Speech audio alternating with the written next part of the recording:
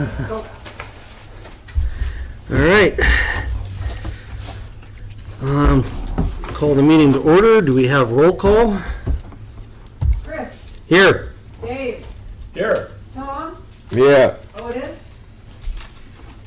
Richard. Here. Yancy. Here. We have a quorum. All right. Does anybody have any amendments to the previous meeting's minutes?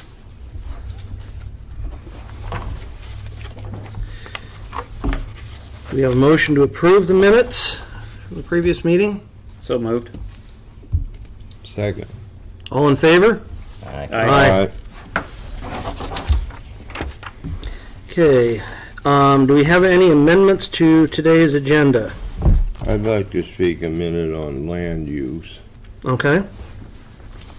We'll put that down, let's see, in discussion items.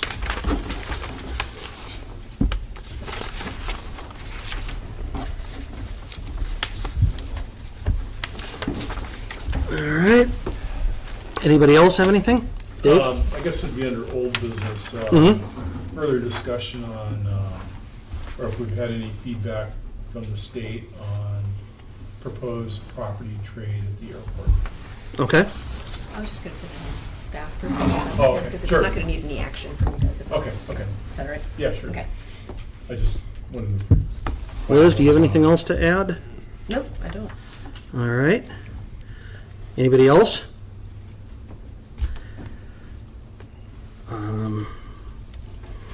Okay. Do we have a motion to approve the agenda as amended? I'm so moved. Second. All in favor? Aye. Aye. We have no public hearings this meeting. Do we have any visitors' views related to agenda items? Yes. Hi, my name's Joe Sebastian. I heard on the radio you guys are going to be trying to make a determination on how to advise Assembly concerning Tongass land management plan comments, either yay or nay or however. This particular piece of work is really thorny. And I was just talking to somebody in Ketchikan this morning, Forest Service official. They said, well, it is a politically driven document. And I think people were talking before the meeting started. That's kind of what we're dealing with here, a politically driven document. And the short version for me would be that this body advise the Assembly not to come out with any opinion on it one way or another, neither yay nor nay, and just let the Borough Assembly pass on it, because it's a politically driven document, extremely thorny. The way round log export is addressed in this document, it's difficult to even. You just about have to go through a jungle gym to get to the position where you can even say anything about round log export, because according to the narrow scope of comments accepted for these plans, it has to address the plans. The only way to address round log export is that they've made the advanced provision for it by having 46 million board feet. So, and it gets worse from there. That's the easy part. It is a contentious issue, extremely, and I think public would be better served commenting on this document with their own individual comments rather than trying to make an intelligent stab in the dark for yay or nay. I think it'd be better for the Assembly to just stay neutral on this issue. It's kind of the easy way out, and doesn't cost anybody anything extra. So that's what I came to say this morning. Thank you for your comments. Anyone else have any views related to agenda items? Do you want to address? Is that it? I was trying to Yep. ask, am I number Yeah. 5 or number 6? Okay. Okay. No, so I'm Joni Johnson, and I have a float house, and I own the adjacent upland at 10.2 Mile. And I am, well, to have that float house there, I have a tideman's permit with the State Department of Natural Resources. And working with them, I got a phone call from John Jellin last week. Basically, the state regulations that are currently in place, there is nowhere written in that you can have a float house adjacent, a residential float house adjacent to residential uplands. You could have commercial or otherwise. And so as he had dug through and had actually done some research, which I appreciated, he said that if there is something written into the borough's comprehensive plan that allows for residential float houses attached to uplands in these areas, then it would be okay to do so. And so that's why I'm here. I don't know, Liz, if you can articulate that any differently or better. Oh, I thought you did one. It's on our list of things to talk about too on the. Okay. Not on your list. Yeah, I just, since she's here, I figured that it would be good to have her speak to that issue at this point. So, thank you, Joni. Do we have any visitors' views unrelated to agenda items? Okay. Moving on to report of staff members. Liz? Just an update on the DOT. So I talked to their right-of-way person or their FAA person. So it turns out that this property, when I finally got a hold of the deed, when the state deeded it to the city, they put a restriction on it that it could only be used for public recreation. So we actually could not develop it no matter what. And so the state is saying, well, really, it's property you can't do anything with anyway. And if you do anything else with it, then it reverts back to the state. So the assessor was in town, and so I had him run by, and he gave me a number, a rather small number, that he thought that the property was valued. DOT says the money that they use for the easements and purchasing a property is federal money, and they don't want to mix apples and oranges where they have state land and federal money, using one for the other. So then I talked to the aviation leasing person who's in charge of all the state land around the airport, and she said, no, we don't generally sell, trade, or do anything except lease airport land. So considering it's not a very high dollar number, they said no, and then no again, on any kind of trade. I think we're probably just going to end up seeing if we can get some cash money for it and call it good. At least that's where I ended up. What did the assessor say the cash value of it was? I think he said 5,000 because of the restriction on the deed. So does that mean that we can buy the rest of the state land in the borough for Right. a relatively small number? If you only want to use it for public recreation, perhaps, and no other use. I think that's the thing. So once that came to light, where it was, and I asked the assessor, what do you think we could even do there? And he said, not really very much, because it's specifically public recreation. So that's where that is. They weren't interested in any sort of, because the state has, it's been very difficult to deal with the state on leasing property up by the airport, to put it mildly. They said, and that they need to show ownership of that land to FAA in order to get the FAA money to be able to do the improvements to the airport. And I don't know if that's true or not, but that's what they told me. And that they're happy to lease property, and if you want to spend $350,000 in improvements, that they'll lease something up to 55 years, the land underneath. Would they consider, in lieu of them giving us cash money, give a similar amount of acreage across from the airport available for the city so that they can lease it? The city can lease it. No, I mean, so the city could turn around and lease it turn to around, some. lease it. In other words, I asked them if we would could we do like a 99-year lease for $1 or something in lieu of cash? right. And then they said no, because it's different pots of money and they can't use one for the other. Well, what if we had an agreement where they gave us $5,000 and then we turned around and gave them $5,000 Yeah, I know. to lease Money 3 and everything. acres across from the airport? Because, Let's just say they're not exactly creative thinkers. well, that's my whole point. So I offered all Yes. those options. Oh, they and did, It and was they- like, no. Because, right now, it's very difficult, if you wanted to do anything like even put a parking lot in at the airport. Remarkable concept, having parking in an airport, isn't it? Yeah. Or any types of improvements. I mean, that's prime real estate up there.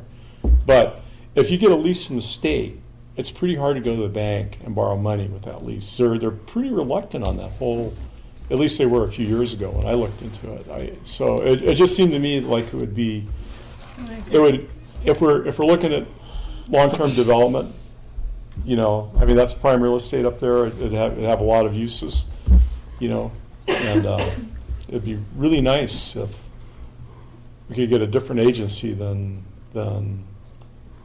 state airports to be involved in that.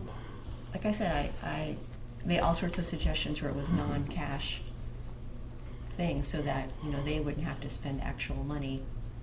And the more she thought about it, the less willing she was to investigate any alternatives. Well, what if we just say no then? You can say no, but then FAA turns around and maybe restricts something on the airport as far as what can land here or... Well, I think that's where it comes in is, even though it has a $5,000 value, it's very valuable to them, to the state. It's very valuable to very, us, too. Yeah, but it's very valuable to the state to get that piece of land. Right. And I know it's valuable to us, too, but right now, they need it. We want something else.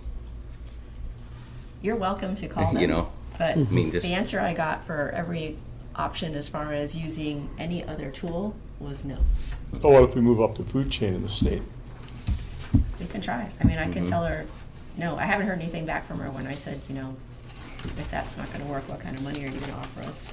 So I haven't got anything back. You haven't heard anything about an offer, financial offer or anything? No, the only offer I got was the one that was the donation. Give And it I to told us. her that no, that wasn't Donation of the land, the land? Just, straight out. they just want us to donate it to them? That was Yes. their first. Yeah. Yeah. Thing. So that's the only Well- offer letter I have. So then when I said no, that's probably not going to Yeah. Okay.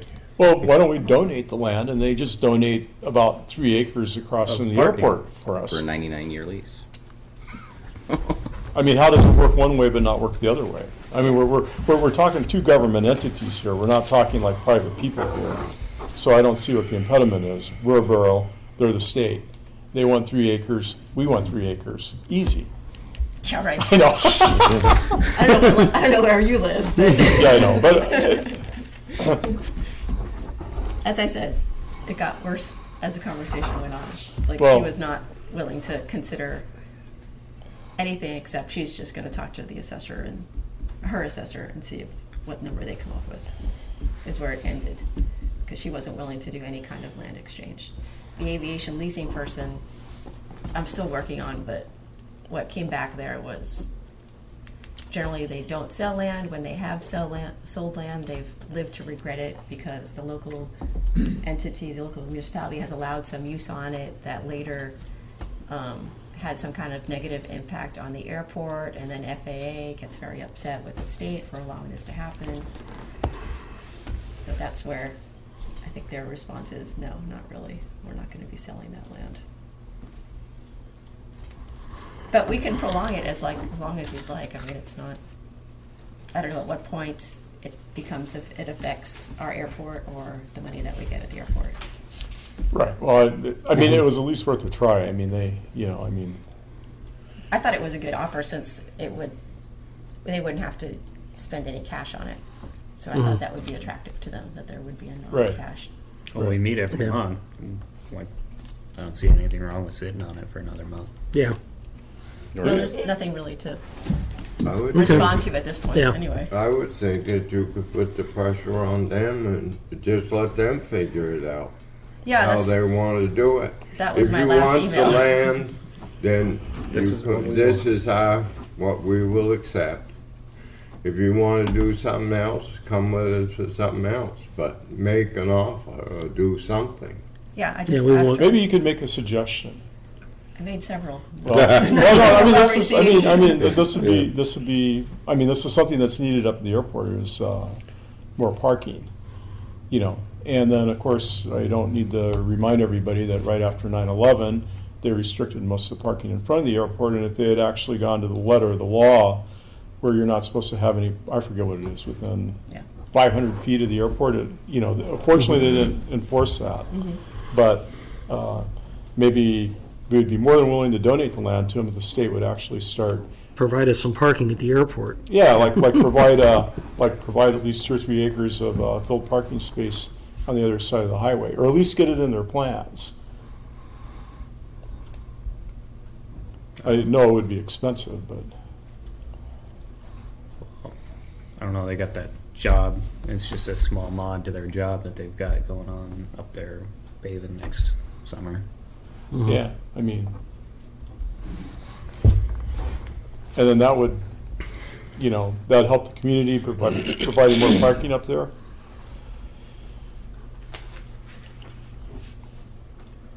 You just throw it out to them. I'll throw it out. But Yeah, Probably won't as go I said, it anywhere. won't go anywhere. But I'll throw it out there, I don't mind. Well, I mean, airport leasing, right? That's who are It's two different two different who entities. don't speak, apparently. Well, I understand. Well, maybe this could propel them to have a conversation. I mean, it's rare when we have something that they want and that they need, you know, where we have any, you know, any sort of type of ability to influence their decision making. Maybe So not. we don't have a ton, I don't think we have a ton of leverage just because of the nature of it. Yeah, I And the understand. restrictions on that land. Right, I I understand. thought we had a lot more when, you know, this is prime real estate for us, so. Right. Then it's more of a, And how did we get that land? Was that a municipal selection? I'm not sure, I just saw the deed, and I don't know if it was part of, you know, when they got that whole Sandy Beach part of it. Right, right. And there was that center part where the park is, and Right. those were just for public recreation, it was part of that deal, or if it was something separate, I'm not clear. But it did make me think, on the selection side of things, how we're having to subtract out from our selection all of the land that the city got previously, and including land that is Right. really limited or undevelopable, basically. Right. So we've got 20 acres from the state that's on that deed that's only available for public recreation, but still that's being counted against us on the land selection. on land selection, Right. even though it's got all that restriction on it. Right. So that's something else to sort of keep in mind. I guess we could give it back. We want something different. Yeah, that's true. I mean, we could give it back if we can't develop it, if we can't use it, we just tell them, sure, that's fine. You take these 20 acres or whatever the allotment is that we can't use, but we want a different 20 acres. And, you know, if they won't let us select land by the airport, then maybe we could select other state land. Yeah, it's something to keep in mind, because I know there's that, and then there's another chunk elsewhere that's the same situation where it's deeded through public or charitable use only, and that's the only way it can be used as public use.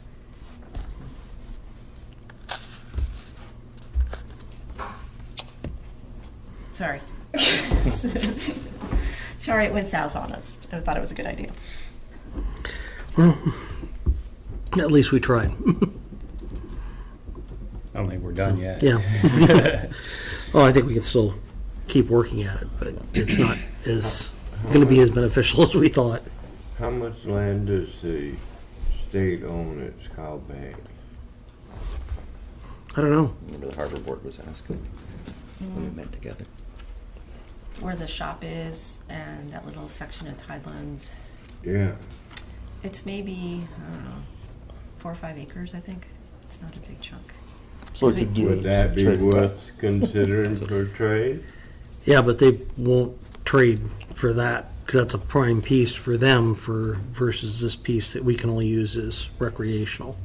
So I don't see that happening, unfortunately. That's the one that has all their shop on it. Yeah. Yeah. And we obviously wouldn't go back and try to change, but how hard would it, say nobody was interested in that lot, and we wanted to develop it some way different, how hard would it be to go back and try to get it released from what it's? I don't know. I was gonna see if I had That time would to be chase that interesting, down. because, Okay. 'Cause I'm because not if all of a sudden sure. you can make it valuable Yeah. again. Yeah, because some of the land, there's a certain state statute that allows a state to transfer land for charitable and public use, and then they put that restriction on the deed. I'm not sure If it runs out, or if that's the same statute that was used to transfer that public recreation, or if that's something different. It has slightly different language on the deed, so it might be a different, but, it was before our time, and so we'll have to chase back on what mechanism got used and how that got chosen, so. well, things change sometimes. When they thought it was going to be for one thing, you have to Yeah. go back and change the land use. So I mean, Especially when across the street, we kind Yeah. of have set aside that strip of park and then along the waterfront there, and yeah. so now we're just talking about uplands from that, It's kind of, Didn't we say one time, or I heard somewhere, that, like, the state was interested in moving that fire station further out the road because of insurance? The time, because we made a borough that extends out, and for safety reasons and something to qualify for insurance for people who live out there at a lower rate. I think most Because everybody. there was a fire station within a certain I know number of that minutes or something. the Scow Bay Fire Hall is too close to town to be of much use anymore, because where the hydrants are. Ideally, the fire hall should probably be out at like 9 Mile or so. Yeah, that's what I understood, and for the good of the borough, that might be an approach. Something maybe consider or ask about. Because that particular location, as far as the fire hall, is becoming more obsolete. And the comprehensive plan talks about the need to do that as well. Yeah, Yeah. yeah. But the possibility of getting any grant funding for anything in probably the immediate, In the near future is 10 years. is going to be difficult. it's going to be Yes. difficult, Yeah. So that's the only problem with that.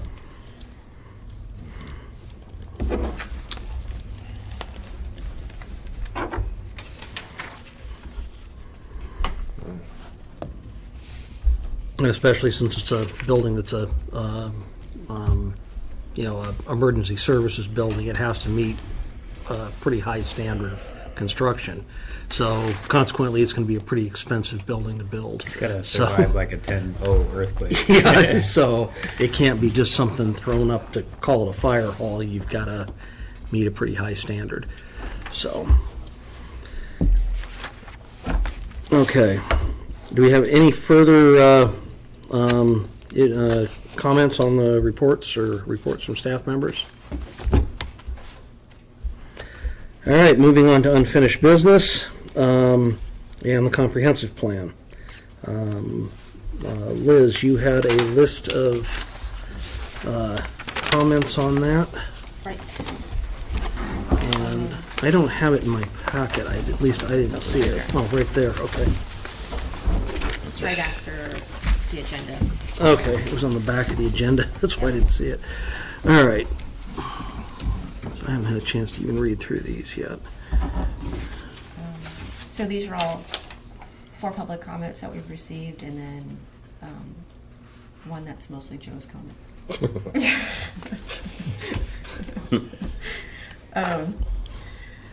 The first one is a property owner who would like to have the generalized land use map changed to reflect adjacent zoning. And the area is on the map that's called Greater Downtown Petersburg, which is onto the third map in. I made a little red circle area. So basically it would turn, if you go from east to west, turn that first parcel to multifamily to be consistent with what's to the east and to the north. And then draw a line down extending Queen Street as if that right-of-way kind of continued on. And then include that in the multifamily to be consistent with what's east and north. And then on the other side of Queen Street, keep that single family to be what's consistent with what's across the street. So if you're saying is this is Queen Street here, Yeah, just draw lines And straight just- down. so just one side of the street would be multifamily and one side would be Single single family? Yeah, Can I ask a question? sure, Is that privately owned land? It right is. now? Okay. it is. And, And actually, that eastern lot, it already is being used multifamily. There's, I think a duplex, a house and a duplex there already. okay. So- Mm-hmm. Yeah, I don't really see any objection to moving that over. I guess it's high density, I'm sorry. Yeah. We're calling it medium high density, Yeah. but the idea would be that. I don't see any objection to moving that over.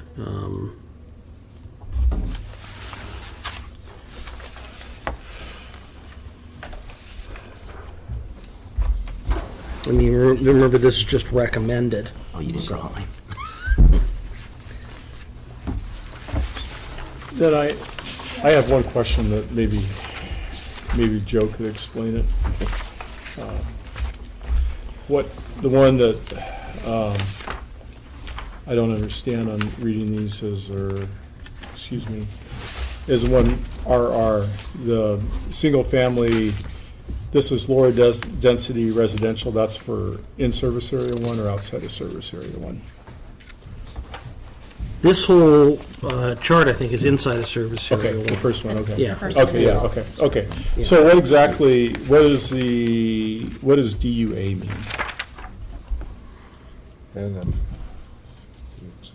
I just don't understand that term. It's dwellings per unit area. Okay, thank you. It's a density, yeah. Okay. So 6 to 8 dwellings per unit area is, that's what, 6 to 8 per acre, or 6 to 8, what's the What's the What's the area? unit area? I think it depends on what you want the unit area to be. Okay. So you're,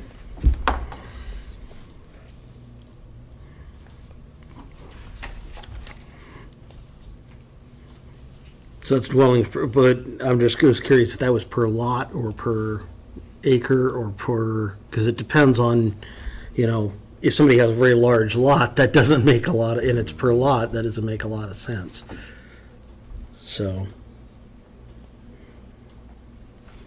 I don't understand the question.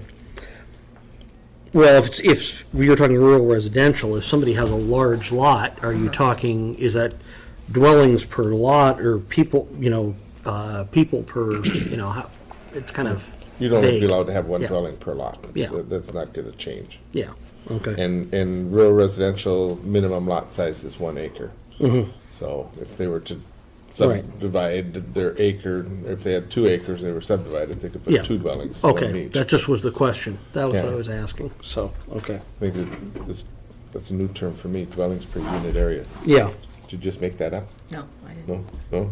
It's confusing with the 1 to 4 dwelling per unit area is what makes it.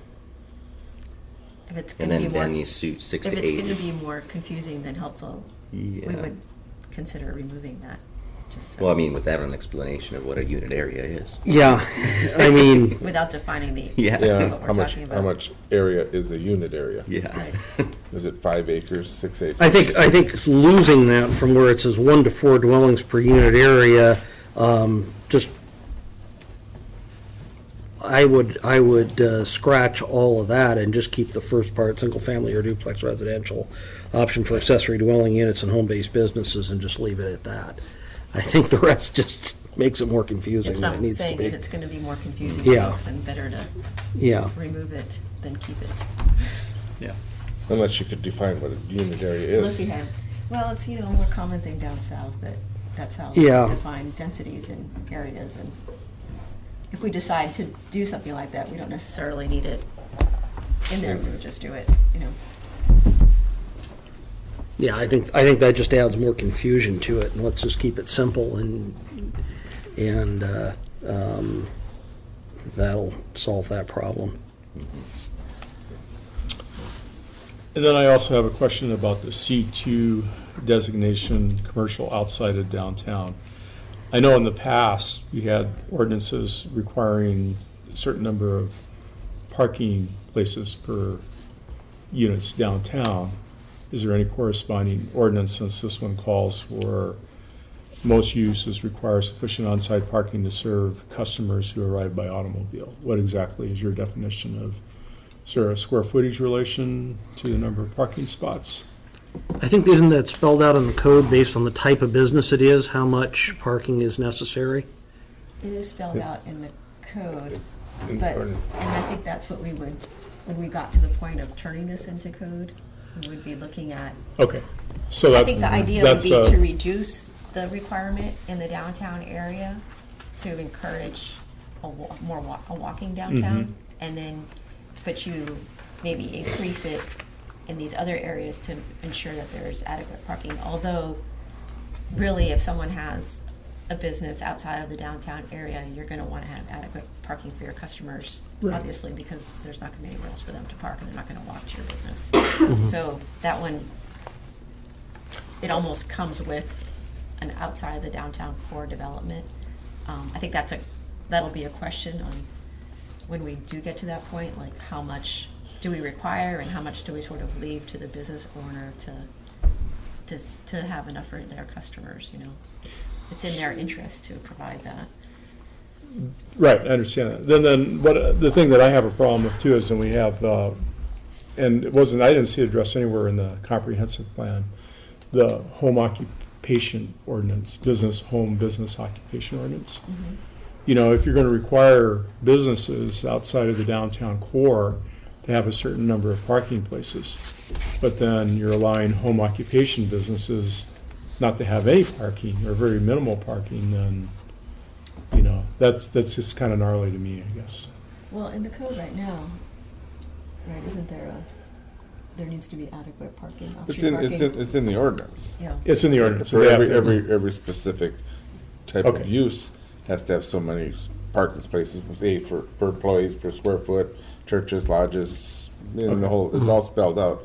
Home occupation, it seems to me the general rule is if they can provide 2 extra spaces from what they already have, this board is pretty much let it be, that was the norm.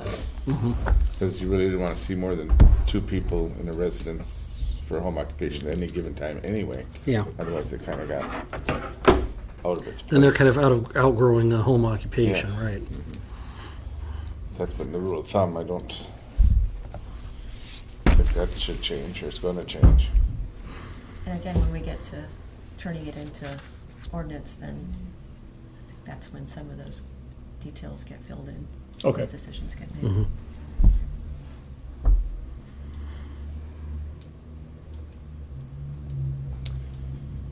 And then I have one more question, and I know this is a gnarly one. It's intended uses. This is for outside of service area 1. When is the appropriate time, and is this body the appropriate body to suggest to the Borough Assembly that we start looking at an ordinance for major subdivisions outside of service area 1? That's a recommendation in the plan right now. Okay. But when should we weigh in on that? When should we just wait for this process to go through? And then once that process is through, then we can go back and take a look at, okay. All the things that we're supposed to do. Okay. Yeah. And then we can kind of prioritize. I would think, in my mind, that would be near the top Yeah, on I the would too. priority list, but that's up to you guys to weigh in on and the assembly to weigh in on. Comment number 2. if I could. Include something to allow for existing residential float houses. I think Joni did a good job of explaining why.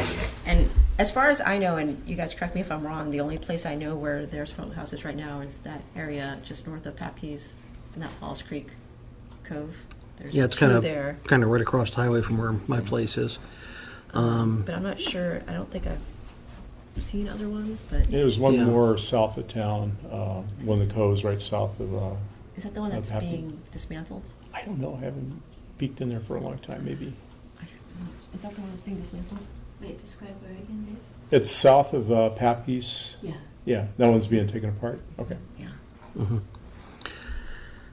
Yeah, I don't see any problem with putting that in there to allow for those at this time. You know, I don't think we should encourage people to build more of them, but you know. So what we're Any talking about comments? is allowing if the person owns the uplands, they can put a float house in front of it. So it would be allow a float house Allow the existing float houses. Existing float houses. on that land where, like where the uplands, if they own the uplands, then you're allowing the use of a float house adjacent to that uplands. Okay. Mm-hmm. Existing. Yeah. And we can, I think the way we'll craft it is specify the area Mhm. so that, and existing, both those things. Okay. But doesn't that require us to do the thing we're not supposed to do? Yes, I Okay. know, but it'll be general yet specific. Okay, right. I will work with DNR to make sure that, I think it's important to get that in there and. for Yeah, these no, I folks. agree Yeah. too. Okay. So maybe we can work with DNR and make sure that it's general yet specific enough for their purposes. Yeah. To Okay. cover what we're, to get what we're trying to get to.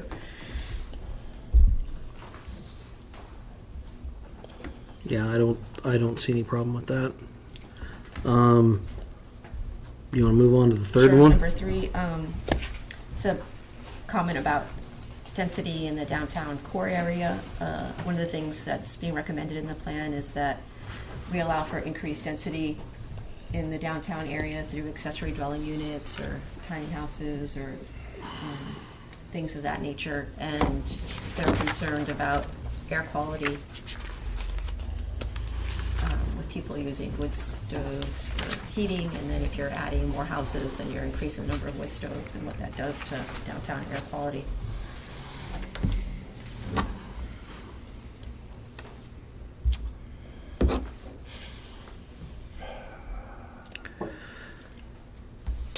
And you're defining greater downtown as the area that's in this map right here?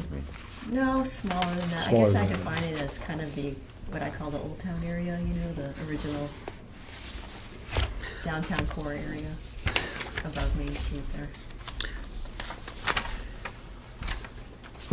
I'm just wondering, you know, the feds have been doing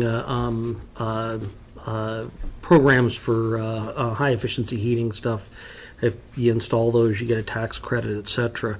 I don't know if they're still, if that program's still alive. I haven't checked recently, but in, you know, like putting in heat pumps and things of that nature, I think if we just encourage people to take advantage of that program, to put in, you know, high efficiency heating systems, that, and rather than use wood stoves. There already You know, is yeah.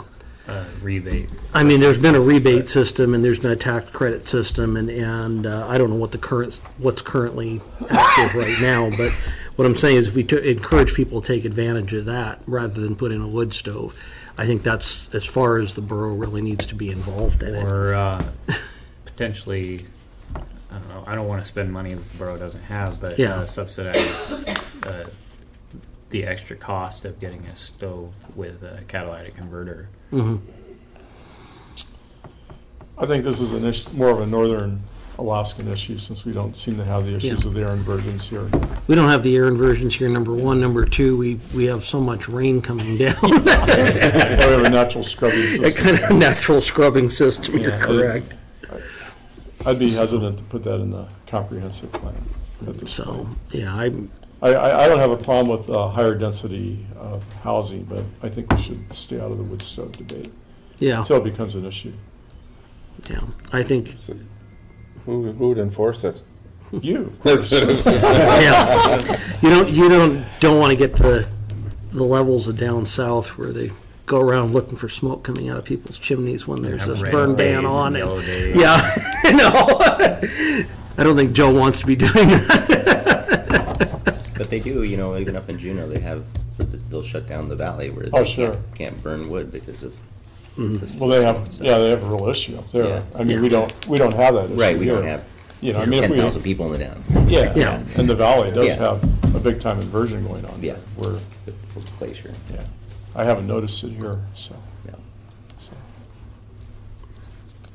Okay, number 4. And this came from PDC, and I don't know why I didn't notice that it wasn't in there in the last version of the document, but this is in the economic development section that include reconvening the Commercial Fisheries Committee every 2 or 3 years, which we had met a few years ago. I'm trying to think when that was, but they met and got together. I don't know if you were on that committee. No. And came up with a list of recommendations on things that they thought would help keep the fleet here, or add more boats here, or would be positive to the industry in Petersburg. So their recommendation is that we check in with that group or a similar group every 2 or 3 years and see where we're at and what we can do.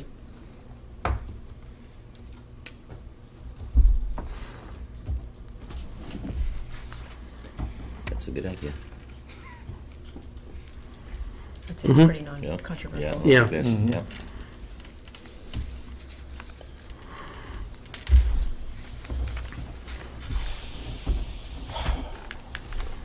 And I'll let Joe speak to the last one, Tiny houses. this tiny house.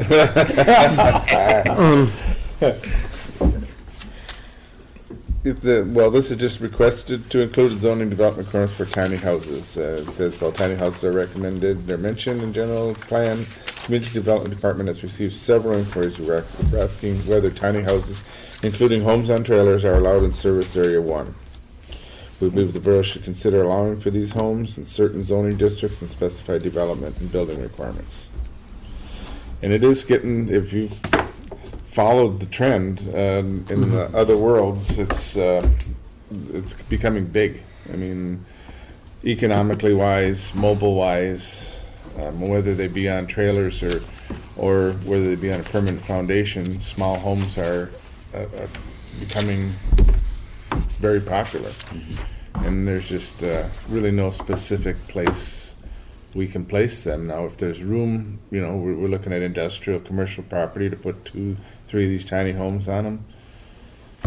That's what people are looking for. Where can we do this? Where is feasible? Can somebody put one in their backyard? If it's what was that? San Jose or what was California? Somewhere of in course. California, I can't remember. Somewhere in California, they've passed the tiny house ordinance that actually lets you put one in your backyard, and it can be separate from the house. It's still mobile. It's still on a trailer. It's not on a permanent foundation. But yet, it can be a separate living quarters and all, not a duplex, but yet, in a sense, you have 2 living quarters on your properties, but yet they're not attached. The state of Washington actually has regulations. They basically fall under the same thing as putting a mobile or motorhome or a camping trailer Yeah. on your property, and that you can do that. But their restrictions they use down there is they have to be related to the person living in, whoever's living in that has to be related to. I'm just saying that's Yeah, one of the ones. yeah. But Pierce County in Washington does have a Well, regulation this like that. town did similar So- to that. I mean, they have strict regulations. It has Yeah. to be licensable for the highway. It has to be in your backyard. It can't be in your front yard. That relative thing didn't happen. Their thing is the rule in Pierce County is it has to be behind your house. That's the same thing. It's not. Yeah. They don't specify backyard, but it says it has to be behind the primary dwelling. Yeah. So But there's, I mean, Who says which that's- one's the front, the back? I don't want to start Yeah. designing our ordinances or codes Yeah. to California by Yeah. any means, but it's becoming a trend, and pull homes, container homes. It's just, it's out there, and it's coming here, and there's people coming into the office wanting to know, can they do it and where can they do it? I mean, we've had Yeah. serious inquiries from 2 people now that want to build these things, and it's just, where do we put them? Would it be advantageous to see if we could get a copy from some of these cities that already had it, that we could just review? Well, yeah, If I it's did a get thing it. that's coming up, We did. Yeah. if it is important, it's the thing in the future we'll probably have to Yeah. address. Maybe we could get a copy of what, and then we could just read through it. Yeah. Well, I haven't seen anybody. Yeah, I've seen those for the tiny homes. I haven't seen any yet that are coming. People coming to me saying, "I've got an industrial lot or I have a commercial lot. Can I put 3 of these tiny homes on them and make, you know, like a Right. housing complex type situation?" And I don't know if I can find that in the ordinance where it's going to allow it. Copy of that, from some of these cities? Yeah, I think we I did. can look into it. Yeah, I did. I read through that one That's from was my California. question, and then we could just look it over and be somewhat prepared if it comes up. Be more Well, it's- I knowledgeable. think Well, I it's have coming. the one It's for just a Pierce matter of how we're County gonna deal with somewhere. it. I'll see if I Yeah. can dig it up. I think it's on How my we're going to computer deal at with the it house. that's going to be amicable to So, I'm sure we can all pull zones. it off. I guess. yeah, I have it's a they've got it question. on the web. Are we- I are downloaded we it a long time ago. with Trying to their allow codes people and- to put like campers and motorhomes? No, I Or are we think trying to that's- allow people to actually build structures that are That's- semi-permanent? think that we, That's Because there's two therein different things lies- in my therein mind. lies- Oh, yes. That's the issue Yeah. that we sort of run against. No. Right. Yeah. Yeah, I we mean, probably yeah. want something that looks a lot more residential. And instead that's of in that ordinance too. It has to have the appearance that it blends in. It can't be sheet metal. so in other words, I can't put a 20-foot container Camper, van or- no. or a container van and cut a hole in the side for a window and use and then Except- call it a house. Except on the flip side, people are making really, I'm not. I know. I would allow that. If you could make it up. No, You do it. you could. I would. Container Well, homes. If you along want to the build a street. container home right now, if you were going to say put it on a single family lot, it would have to meet all the IBC codes or IRC Right. codes for space, for insulation, for permanent foundation, everything. If Right. it could meet all those codes, a container would be fine. You'd probably need 2 containers to make a legal dwelling for the size of the rooms and. But we're talking about tiny houses, so. I would It- assume that's my it's really question. 2 different things. You're talking a container home on a permanent foundation. You know, I'd call it a home. Cut holes in the side if it had egress windows, had a kitchen, lighting, power. But tiny homes are more How many square mobile. feet? Is it, See, what's it- there's not a definition of a tiny home. Is a tiny home going to have to meet all IRC regulations it can't. yeah. And that's, it can't for, it has to have one room, 120 square feet, it has to have all the other things, so. But it says, as we trudge down the road, this tiny home movement is gonna continue. I think we would be remiss if we didn't let people, that are, creative enough to want to do these and build these and to find a place to put them. And putting a trailer in your backyard is not a tiny home by any means.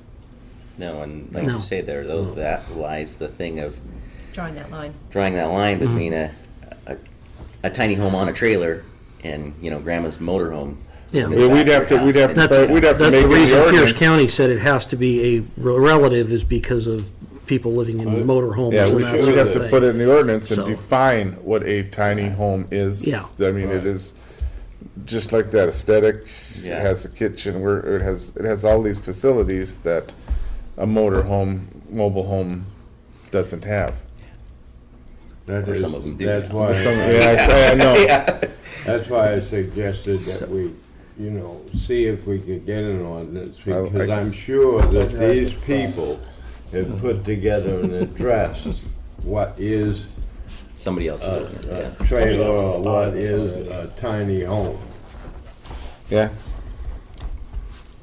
I'd be more inclined to approve tiny homes versus mobile homes and backyards that Well- Depot Canal uses. Yeah, well, that's when we don't Yeah, want right. to happen, because those aren't built for all weather and long-term Right. No, residents. So we'd like to make sure we don't Don't want to go go there. there, yeah. but still allow, figure out a way to allow the, And then something that is built for long-term residential. and then the idea would be that somebody could rent this out, Tiny homes.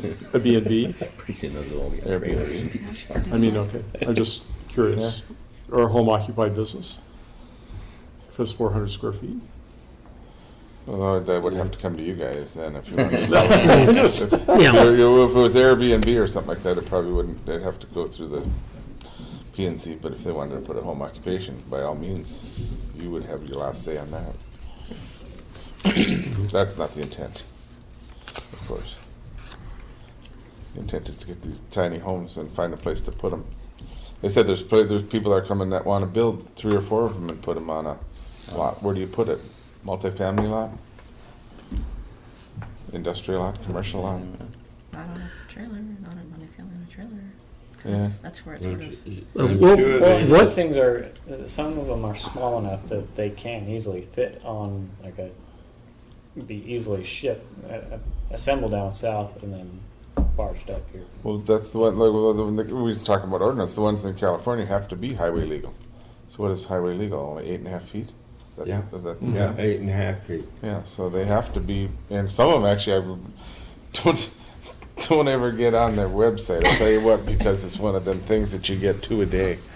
But I got on that tiny house website, and I thought, oh, that's great, and from that one from California, Yeah. he sent me, 2 a day I get. But yeah, they actually have them that actually, you can tow it on the highway, and they have, Slide pop-outs, out. like those motorhome, they have Yeah. pop-outs, so actually your living space gets bigger after you set up and it's like, they're sweet. I'm talking to my wife and I'm moving into one. Just her. I can tell you. I know, He's the guy that wants to build them. almost, yeah, it's kind of fascinating. Two questions about it is, if on a residential lot, right now, can you put one behind a primary dwelling, or? Not yet. Not yet, okay.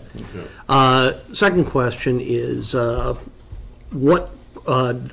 if somebody were to build a tiny home that met the qualifications of a primary dwelling, would that work as your primary dwelling if we do make And an then be able to ordinance, store a and then be bunch able to of have fishing another one boats. behind it? I think those Yeah. are the things that we have to stumble through here. So That that's, somebody wants to Yeah. do that. If somebody wants to build a tiny home, they mean it's all they can afford or whatever to starter, can they put that there in their lot? I would say it would have to meet all the criteria of a IRC residential home. Yeah, that's a Yeah. good question, But whether maybe it's allow them to use becomes an secondary use. accessory, Yeah. Yeah. whether a tiny home is strictly an accessory, or could it be a And that's- primary, and Yeah. that's a good question. yeah. So that's another thing that would have to be addressed, and that it probably needs to meet all of the IRC requirements, just to make sure that, it's got sufficient insulation and sufficient weatherproofing and sufficient wiring and everything else in it, so Right. that it meets, we aren't just creating a major problem for ourselves down the road. No. So, The other thing that I see is homes develop in this area and stuff. But retirement people, I think, is a big market for these small homes. Yeah. Yeah, that's the one they can sell their larger home, give them retirement money, and invest in these smaller homes, which are adequate for 2 people. Or one, Yeah. one elderly parent or whatever that, That's right.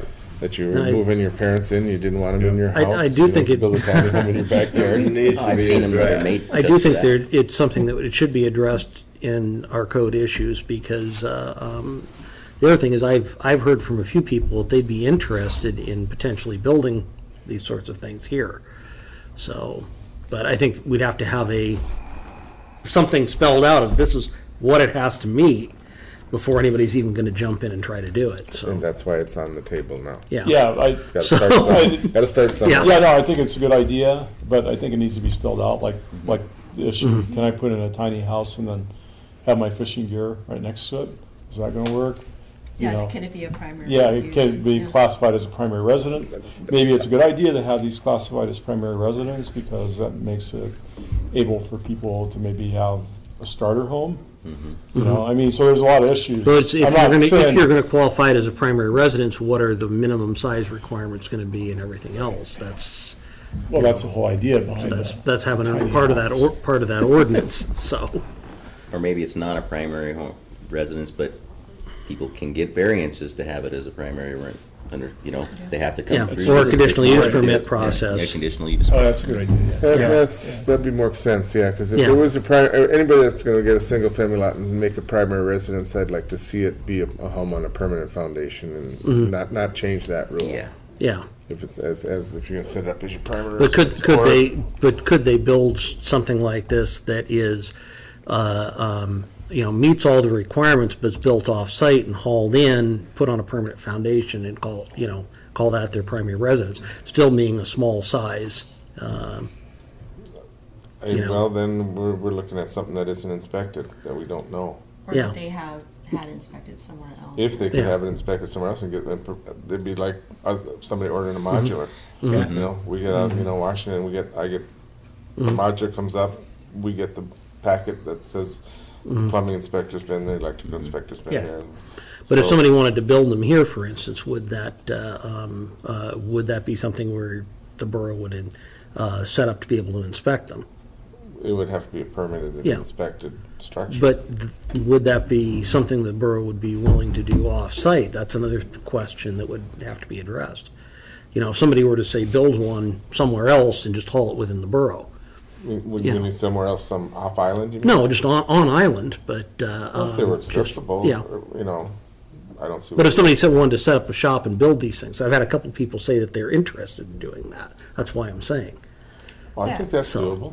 yeah. We've so- had people come in that have both approaches, one off island, Yeah. Mhm. and we keep trying to explain that, we should probably get that inspected Mhm. and be able to show us What's behind what's those behind walls? the walls. Mhm. Because when you bring it here, and if we're having, if you're gonna want to have it call it a residence, then we need to Mhm. know that it got inspected. So that's one issue.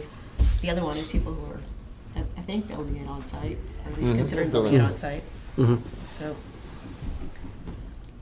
and I think So we there's can work both- with folks. There's both options. But we do need to see something if it's off-site. So this sounds like something we can put as we can put this in the comprehensive plan, and then we'll talk about all the particulars, because it seems like there's a lot of particulars to be discussed. Just the fact that if it's on the table and it's something we need to work with, that's where I'm going, just to get the conversation started. Could I make a suggestion that since Joe has vast knowledge of this area, that he kind of work up what he thinks should be an ordinance and not an ordinance? Well,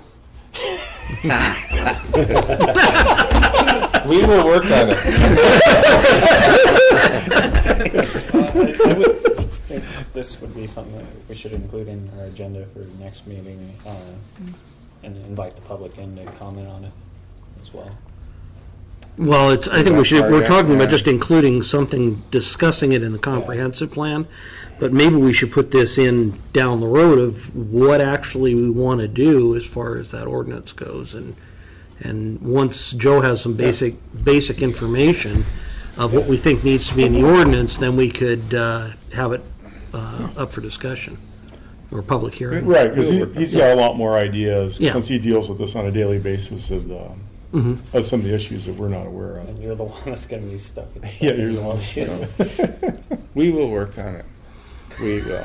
Is that a royal? It's a royal we. But yeah, thanks. I think it's important. I think it's not necessarily the wave, but it is a trend that people are going. And if you, like I said, if you get on those tiny house websites, they're going to inundate you. Don't sign up for one, because they're everywhere, and some of them are pretty elaborate. Some are pretty darn expensive. At least they got the guys building these things. I mean, you're building these little things on trailers, of course, and they're selling for $70,000. Just, they're not very big. I think Joe's got plans for his retirement job. Oh, I want House one village. that's exactly. I know. I want to build one for myself and tow it around. That's called moose camp. Moves.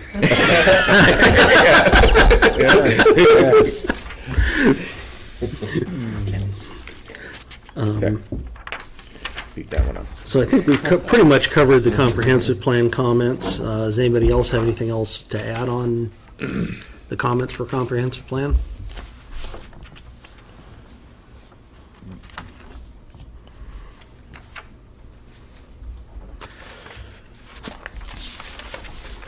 Do we want to go ahead and vote on adding these amendments to the comprehensive plan and sending it up to the Borough Assembly for approval? I so move. I'll second. All in favor? Aye. Aye. All right. On to new business. One question. Yeah. Should one of us go to the borough? To the Assembly Or- meeting? Yes, somebody, yes. When's the meeting that this would be sent to? Is Liz going to do this, or? Is it going to be the next meeting, or is it going to be the following meeting? The next meeting, I think, is the 22nd, is that right? Mhm. I'm out of town for that one. I think the following one's what? So the following one is The 7th or something? yeah, and that's the one where the public hearing would be held. I forget, I have it written out. Because I'll be here for the 7th, but I won't be here for the 22nd. So 22nd would be first reading. The second one is the public hearing, and then the third one would be the private, final reading, the third reading. If nothing else, it'd be nice to have someone there for the public hearing portion. I will be there for the public hearing one. Okay. Um, I might be able to be there too on that one. I think on the the more who can show up, the It's on better. the 7th? I think it's that first Monday. It's the first Monday, which is the 7th. Okay, the 7th, yeah. There's a meeting on the 15th. I think they moved it because they're gonna be at, They're going to be up at, Oh, the lobbying Up at thing? the- Right. Oh, okay. So they moved it to the 22nd. Okay. It's a noon meeting on the Are you talking 22nd? about March? No, February 15th from 6 to 9 p.m. I think they moved that to When the is that? 22nd. 22nd. Yeah, they just said the 15th. 15th now? I thought February? they changed The it. calendar says. I thought they changed it at the last meeting to Yeah, I don't 22nd. I'll find out. I could potentially be at either one of those Okay. if necessary. Unless I have to leave town real quick. If you could be there, that'd be Yeah, probably be good. no, I just, Yeah. my wife's father is alien, and I might Yeah. have to go back. Okay. But it's hard to predict that stuff, so. Yeah. But I'll be in town.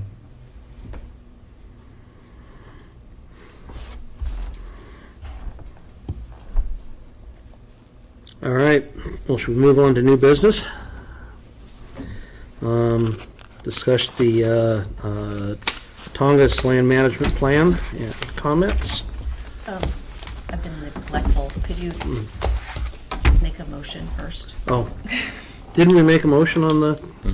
after? Oh, Yeah, that's okay. On the comp plan? oh. It was after the yes. discussion. Okay, we need to make a motion on the comments for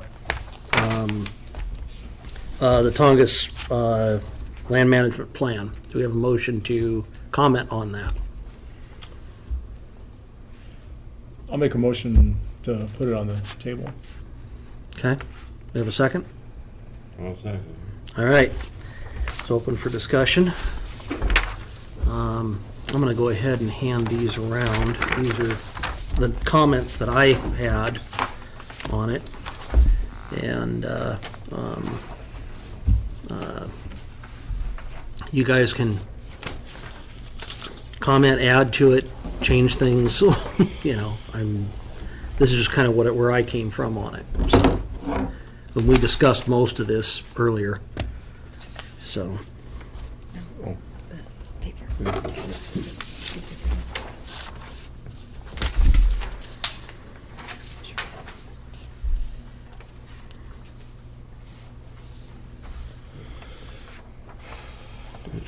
mistake in there. There's one here too, so. Yeah, I'm sure.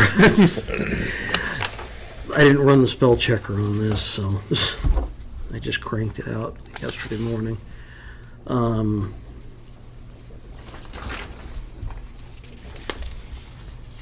Maybe you build them close to your deer population. Yeah.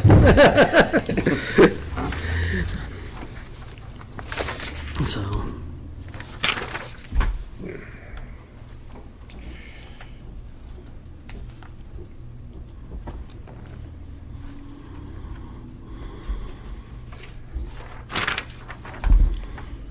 I agree with what you're saying here, but I also have other things to add. go right.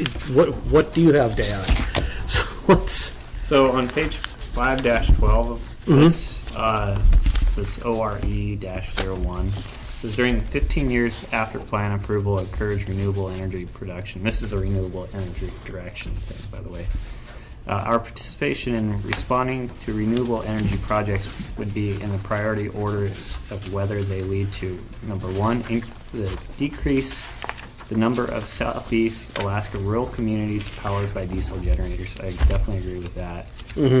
Number two, an increase in existing renewable energy capacity. Agree with that. Then here's where I've got a problem. On number three, it says an export of renewable energy resources without benefit, underline without, to Southeast Alaska communities. I think I definitely do not agree with that without prior, insert something like an export of renewable energy resources with benefit to Southeast Alaska communities should be higher in precedence. yes? I would agree with that. So my question is, what you're talking about is like development of Thomas Bay to provide power for the lower 48 grid. Is that an example of what you would? Or like Sitka exporting drinking water. It should Southeast community should have higher precedence than everyone else. I mean, like, we're the ones that have to live with the impacts of. Yeah, so whatever they do should be benefiting our community if we're living with the impact. Yeah, we should have a higher priority than. Correct. I agree.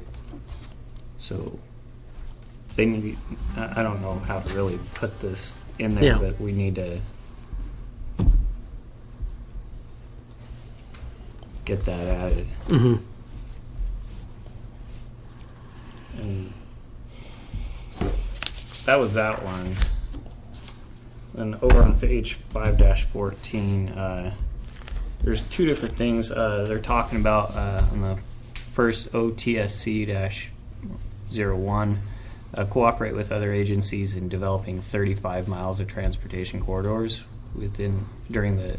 I'm wondering why they're being so specific about 35 miles. What if funding was available for 50 miles or 75? Right.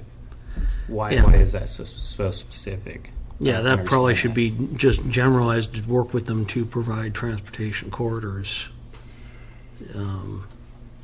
Unless they've got some specific project that they're trying to spell out, which is probably what it is. Cake. Would that Cake. be the distance that they could economically move stuff? No, No, that's it's, cake access. there's a specific project is Yeah, what I'm that's betting. that's the cake access project. Mhm. It's about 35 miles of new road that they have to construct or reconstruct. Yeah, I don't agree with having a number in there at all. It should just be coordinating with. And then the very next item, they're talking about FLTP projects, nominated a number of 5 projects. FLTP is Federal Lands Transportation Program. The Three Lakes Loop Road is eligible for funding on that. Same with the road down to the Hatchery. Other potential sites would be, I think that maybe we could get them to develop a dock or something at Woodpecker Cove. It's supposed to be providing access to federal lands, and so they want 3 to 5 projects. We should be definitely Spelling on the out lookout those for projects, yeah. ideas. Yeah, that we'd like to see them do. So that was pretty much it. There other stuff I had was pretty clerical, and I agree with that. This doesn't transition us in the right pace, and I think Well, I think 10 to we're- 15 years is way too short. I think for we're switching. completely missing the boat on the fact that the plan is pushing for going to a short harvest cycle, which I don't think is the solution to managing southeast forests. I think it's going to create just a poor environment out there. It's not going to work for mills. You're not going to. The only thing you can do with short harvest cycle on spruce and hemlock is produce 2x4s and framing lumber. And the problem with that is that we've got to pay the shipping cost to get them to market from here, and you're not going to be able to compete with all the timber that's down south. That's For much that's on a closer to the 35-year markets. rotation. Yeah. So we're looking at a situation where the whole management plan is flawed because it doesn't address what this timber really could be. And that's what I've gotten my comments is. I think we do a lot better going to a lot longer harvest cycle. It would produce a higher quality product, which could be marketed for a higher dollar value. We can harvest less timber and have the same amount of dollars come in. And I think that's a much better solution. So that's my 2 cents. I mean, I agree with you. I think the amount of, I don't think it's a good use of the resource at this point in the history of the Tongass to be canning logs and the shipping logs in the round for export. The only thing I can see shipping round logs for is for cultural reasons, such as native carvers carving totem poles and things of that nature. Everything else we should be processing it here and shipping a more finished product out of Southeast Alaska. It'll generate more money for the communities, and it makes it a lot more viable for small mill operations if you do a more finished product. So. I was trying to look into this, where this round log export program came from. And this is outside of the T-Lump process. It's the regional supervisor, Beth Pendleton, and the undersecretary, what's his name, Bonnie. They determine themselves how much they feel. They're using round log export to prop up the whole industry. That's what it's about. Besides the industry, the Forest Service itself. Because, this Tonka sale was a perfect example. I talked to Charlie Struley. If you guys don't know him, I hadn't talked to him for many years, and I just called him the other day to ask about this. If you don't know him or interested in round log export, you should talk to him. Very forthright, very knowledgeable. There was no hidden cards, or it wasn't the Shell P game. He explained the whole thing to me, and this is a measured decision to keep the timber industry propped up. And he has a graph of the last dozen years. But I felt that for the next 15 years, it's kind of out of control. If we're trying to conserve old growth, why are we busy shipping it overseas with, few jobs to the benefit of a few? So it's almost outside the scope of this plan, except they're calling for 46 million feet a year. The Viking mill uses 23 million a year. That's what they're X'd in at. Probably a couple million a year for the smaller operators, and those were micro sales you were talking about earlier. They tried a micro sale program on Prince of Wales in the 90s, and it was going good for a while. It kind of collapsed. I don't know what happened. It was meeting the needs of small owners, which, when I built my house, I had a mixture of my own salvage wood from blowdowns and beech logs that I had milled, and I brought the rest of my logs from Brugger, which was small hemlock at that time. you couldn't drive a nail in it without drilling a hole first. But the stuff was extremely tough. If you drilled a hole in it, Yeah. you had it. And that's what they're talking about, this volume of small logs. They're talking about exporting all that too. So with almost no restriction, because Yeah. there isn't the market you were talking about, even Yeah. for 2x4s. Yeah. So this is a whole new chapter, and that's what I was trying to say. It's a real, it's got hair all over it, real tough stuff. Well, I think we do need to weigh in and say that this does not meet the needs of, or the direction we would like to see the Forest Service go in the Petersburg borough. These are the reasons why. And, this is what we would like to see happen. And, I mean, that's, I think, all we can do as far as weighing in at this point. As a member of the public, I could go along with that attitude, but I was afraid of a more, usually it's damn to torpedoes, development at any cost. And that's what I'm used to, and that's why I'm here. Yeah. Well, I think that's what Chris is saying, is we're trying to protect, the island, so that there is enough timber here on the island that you can support a local milling industry.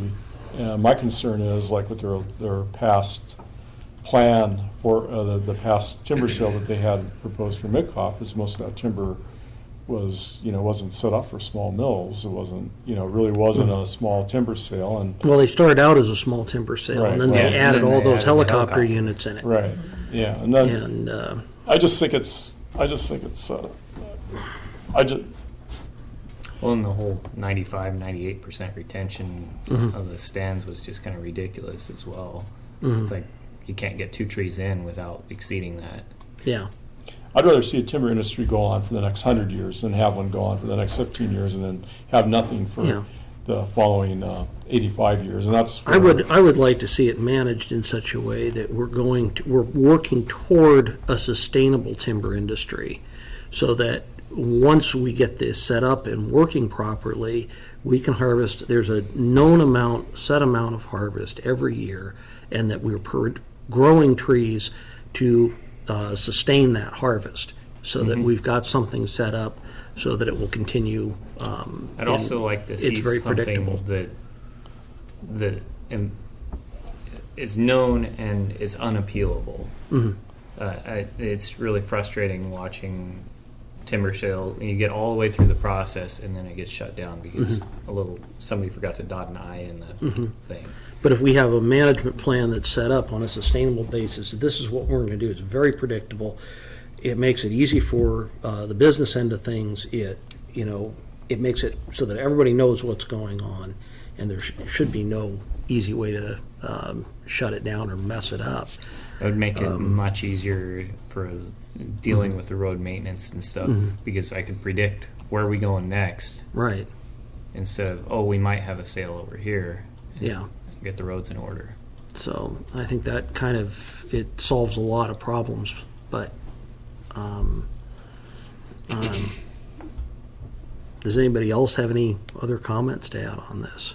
I just sum it up in one word: sustainability. Yeah. I mean, that's how we manage our fish resources. And Well, that's the whole idea. When I was thinking through this, you're going on a short harvest cycle. You're harvesting at minimum size, where it's just big enough, and it's not going to produce a high quality product. It's like not letting the crabs mature to full size before you go out and harvest them. It doesn't make sense. And when you have a substandard product, then the Yeah. industry's going to tank because they can't. Right. So.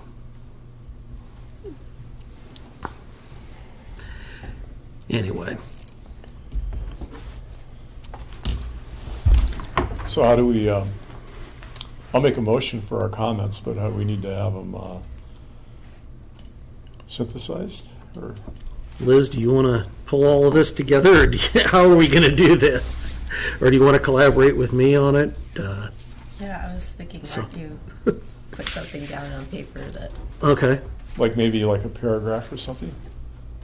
probably needs more than that. But Yeah, Yeah. but yeah. Could we say we just would like some feedback from the Well, we have to have our comments in by the 22nd. Yes. Yeah. So, it's something we're gonna have to say, vote on, that we wanna pull these comments together into a document and get it submitted by the 22nd. I'm gonna Outside of the committee, I am gonna make a lot of these same comments be, okay. personally. But yeah, I think your comments are good, and I think we could incorporate those into what we have to say. Could I make a motion to the effect that, and I don't know whether, because we have to present this by the next assembly, right? Well, the next assembly meeting is the 22nd. It's 22nd. It's too Well, late. does the we're recommending the assembly that they put the comments in, or can we, as the planning commission, Well, I was just thinking about that. comment directly? I don't know how it's ever happened before. We were just So- making a recommendation to the assembly, so. I don't know. So- That's what I was talking about, to put our Talk amongst comments yourselves for a together. Okay. To the council. But you already have a motion on the table, just say that. Yeah, Yeah, I would suggest that we, okay, I'll make a motion that the chair synthesize the comments and send it out to the members. I don't know whether we can do that, and then. Yeah. we can and do it then via email, I think. via email, and then one of us needs to go to the next assembly meeting if it's on the 22nd, and if they endorse them, great, we send them in. If they don't, we can just send them in ourselves. Well, Well, I would recommend that you send them in as well yourselves. Okay. I'm planning on personally commenting myself. They get a lot of comments from environmental groups that want to see all logging stop. The more comments that neutral or at least pro small mill that they can get, the better it'll look. Yeah, Is there anything that says that, and I guess that's what Liz is trying to look up, is that we can't comment directly ourselves? that's I what mean, Liz is looking at as far as the planning commission commenting. Yeah. So, so otherwise our comments are just going to this, if we can. yeah, Just Right, going to just the going to assembly to assembly. try to influence yeah, their comments. yeah. And then, Well, we may be able to get the comments out to them in advance of that meeting, so, yes. I'd say one more thing, that this whole process, these guys really climbed out on a limb with all these years of work. This TAC committee, it was essentially the foxes controlling the hen house. It was Sea Alaska, their forestry person. It was Dahlstrom, Viking had their forestry person. Southeast Conference, who's very pro anything for $1. And Alcan Timber Products, and one or two more other big developers.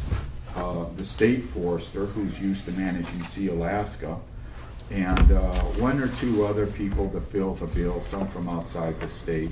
There was no subsistence people, there were no biologists, there were no science, there were no fishermen. They're trying to pass it off as a cross-section of Southeast Alaska. Well, it's a cross-section of the 1% of the timber industry that exists. And the export, the biggest block of the export timber industry, which is kind of what Alcan is. And not only that, they did not even address climate change. And I talked to the woman, Susan Howell, this morning. There is no mandate for forestry to address climate change. But right now they are reviewing Dominic Delasalis's. Did you hear that news story? If you pop up Dominic Delasalis, spelled with 2 L's, this guy used the Forest Service data. Logged forests give out a huge amount of CO2. Intact old growth, it's pretty shocking. I have a copy here, but you just type in his name and it comes right up. Really amazing, and but no fisheries people either. There was no science in this plan, and that's what kind of makes it so damnable, because communities weren't represented. So that's why the whole thing is so indigestible. It just really doesn't represent to me the pathway to a good future, no matter what your concerns are. So, when I mentioned this to Susan, she said, I know. We all had trepidation about this when we were beginning it, that this is going to be challengeable in court. And I suspect that's straight where this plan's going because of this, the makeup and composition of this Tongass Advisory Committee, which basically was a rigged game from the start. So it's a shame to see so many people's hard work go for naught, but they kind of started off on the wrong foot in the first place. Especially with the fishermen. Yeah. The fishermen's the biggest industry in Southeast. So, So, I guess we got a motion. If does that work? Can we these comment guys- directly, or You don't have that authority. we don't have that authority? Okay, so can we, Under your planning. can we have Chris, you two guys work together, email it out, and then one of you guys go to the next assembly meeting? Well, the thing I think we should do is work together and get something put together in the next, week, and get it emailed out to all of the members of the Borough Assembly, so they have it before the meeting to go over it and understand there's recommendations coming from the Planning Commission to get this letter out at that meeting, because it's going to have to be submitted that day. Because that's an evening meeting too, isn't it? Right. Or maybe they can get it approved somehow before their meeting. I don't know if they can do that. Can we request that the assembly forward our recommendations separate from theirs? I mean, can there be, because we can't do it ourselves directly. Right. So I But think can the generally- assembly say, this is what our planning zoning commission recommend, or? Yeah, I think what you're saying is, here are the planning commission's comments. Yeah, We would like comments. to send this in response to the TLUMP. Yeah. But the timing is, because initially the meeting was the 15th, and that And it would have would've worked out worked. just fine. Yeah. But now it's the 22nd. We can email. If they decide they like the comments, then they can just email them that night, and they're still within the, Yeah, if they don't want to make Comment any period. changes to them. yeah. Yeah. Okay, so the So next. it's going to be an up or down Right. So decision for them. So the next question is, who are either of you two guys gonna? Well, I'm flying to Portland that day. I'm out of town the 22nd. I leave on the 11th and I'm gone till the 6th. So I'll do it, but you guys gonna have to explain to me exactly what it is that we're. I can't reply to all on her Right. email.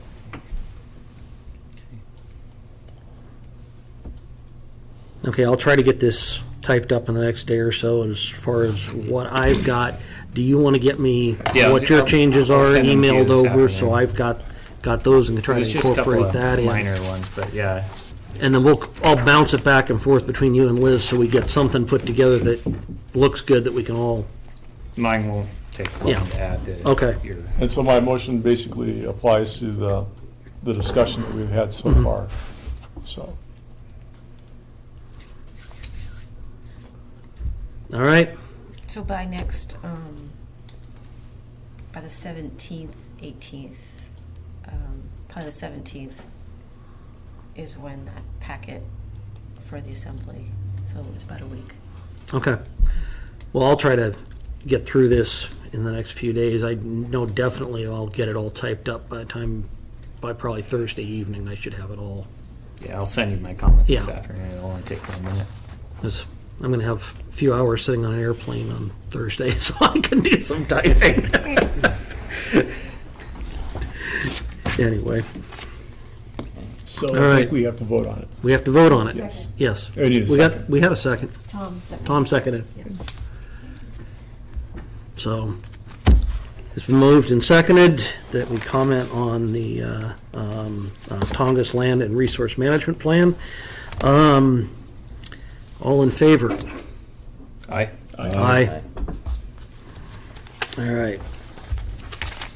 Let's get back to the agenda here. Are either of you two guys in town want to go to the assembly and comment on this?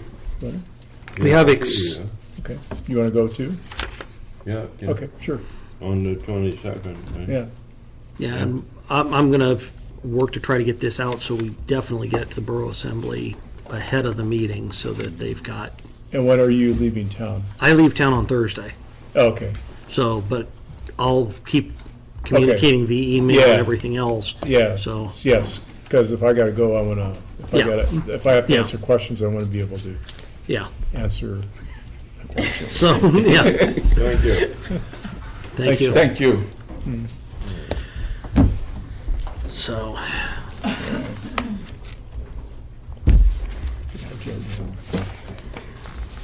all right.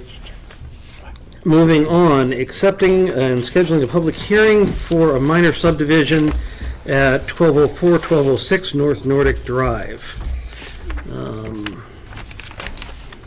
Do we have a motion to accept? You don't have the applications? The applications are in the back here. So what do they want to do with this, just real quick? They just moving that property line over? They're a just little moving bit? that property line over. 5 On the- feet. On the Wrangell Avenue side, they're moving it over 5 feet. Is there a fence in the wrong place? Hey, let's, no judging. It's just on the Wrangell Avenue, they're just moving the property line. It's That this one right sliver. here. Oh, this one? Yeah, over Mhm, there. That little thing. Uh-huh, There you go. okay. And why do they need to move the property line over Because, 5 feet? because they want to. Sorry. Because they want to. Because they want to straighten it out. Okay. Well, Okay. it was. That's crookeding it. Yeah, isn't it? I don't- Oh, no, the dotted See? line's the new one. She wanted to No. make the distances on the Wrangell property on. The straight equal. line's the new one. Equal. The frontage on the equal, No, on not the, the that- frontage, it's the back. on the The back back. line, the back line, Yeah. yeah. on The Wrangell Avenue side. They Yeah. wanted to make the distances there equal There's, yeah, one was larger than the others. It's not, by 5 feet. it's not really affecting setbacks on anything. There's nothing back on the back of those lots, is there? No. That's, I don't see a problem with it. So yeah, we have a motion to accept this. I so move. Second. All in favor? Aye. Moving on. Acceptance and scheduling of a public hearing for an application from Jeff McFadden for a minor subdivision at 129 Kings Row. So that's just taking one lot, splitting it in half to the two adjacent lots. Yep, Okay. They just want to split that. they split in the middle lot. Okay, they're going to make 3 lots out of 2. No, No. two lots. Or out 2 of lots three. out of 3? Okay.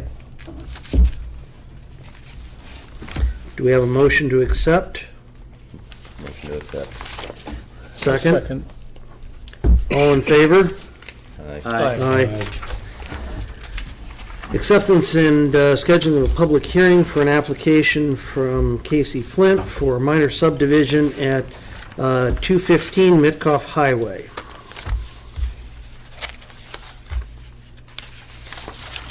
And what are they doing on this one? So they're taking this lot that is actually from Hungerford all the way to the highway and making 1, 2, 3, 4 lots. There. 1, 2, 3, 4, and then there's an access point here. This lot is Okay. already existing. Okay. So there'll be 2 lots on the highway. 2 lots on the highway, there'll be an access. How wide is that access going up there? It looks like 50 feet. 50 feet. There's also Yeah. access on that side road to There's a utility easement on the one side. So is- access and utilities. So is the Shelby Okay. property right This is now, Shelby's property right now. and they want to, I'm assuming they Oh, want to okay. subdivide it so they So can buy this is part of this it. Lions Road up here, Yeah. Oh, okay. This is on the other side. Okay, yeah, never. the other side of the shop. Those are 200 by 100 lots that they're splitting off the front of it, so that's pretty good sized lots. Yeah, Yeah, half acres. yeah. So, And they have a, I think that's is the that, standard lot along there. Yeah, is that an easement then? Yeah, Okay. access easement. yeah. And this Access top easement. lot has access on the airport bypass road on the uphill side, okay. that top lot 4. Yeah, So that's, where and there's a warehouse back there. there's a already. warehouse already existing back Yeah. there, yeah. So that one Okay. also has road access. So it's right off the corner of the Hungerford Hill. When you go It- up on that airport bypass. you Yeah. go- It's right there. Yeah. Yeah, I just was looking at this, that says Hungerford Hill Road over there. Yeah, that's It's the kind of that access. little Yeah. Okay, yeah, dogtail or whatever you want to call it yeah. that comes off there. right. Okay. Anybody else have any comments or questions on this? Do we have a motion to accept? I so move. Second, All in favor? Aye. Aye. All right. Do we have any discussion items, land use? Tom, you wanted to discuss? yeah, I wanted to get back to that land by the south substation across from, beyond this side of, I think it's important that if we can get that piece of land, I think in the future, I really believe, the Lieutenant Governor talked about it and the Governor talked about the LNG project. I know it's a ways down the road, but originally when we bought that land from Reed and put that substation in, we took into consideration possibility of LNG project. And that piece of land belongs to the state. And I mentioned it when we had the meeting with the thing and with the harbor board. They said, we're not in the power business. Well, I'm not considered in the power business. All I would like to see is we select that piece of land adjoining where Sampson is now. Is that on our? That was my No. question. Is it selectable land? I don't think there's anything on the Wrangell Narrows near town that was selected. I don't think so either. Because we would have selected it. Yeah, That we whole would. bay belongs to somebody on the north side of where that fence is. On the north side of the ML yard? No, north side is Yes. Sampson. Between there and the house, It's shown as purple on the generalized land use map here, and it has lots drawn into it. I think there's some state tidelands this lots here. there. That's what he's talking that's what I think, that's what I'm talking about. think See, there's- there's a road I access, think there's a couple. and that allows that we could put a pipe in or something. We designed it, got enough land so we could put a tank up, but you could also bring an LP tanker, an LNG tanker in and anchor out at the docks somewhere. But I think that's an important piece of land not to just pass off. Under the municipal entitlement program, we cannot select tidelands. Oh, The state has a separate program for municipal selection of tidelands, Yeah. which is what we use to get the tidelands at Scow Bay. And that program, you have to have a development plan in place before they'll even consider conveying that property. I think it might be cheaper, and since AML has a yard right there already, to recommend that, if that becomes an issue, that the borough pursues a lease through AML to use their facilities to be able to transfer natural gas to whatever facility we have across the highway, since it's right there. And we wouldn't, then the borough wouldn't have to spend money building a facility. It'd be No, I easier to wouldn't. just, I was just Pay a gonna lease. select the land, Yeah. not spend any money. If it Yeah. was possible to select that piece Yeah. of land, now is the time I feel that we should do it. Yeah, I And think there's also state land right away with the highway there, maybe there was some, I don't think so, because I think if there was anything within a few miles on the water for us to select of town, we would have selected it. Yeah. And that land, I'm pretty sure what's state-owned there, I think, is Tidelands, and we cannot select that under that program.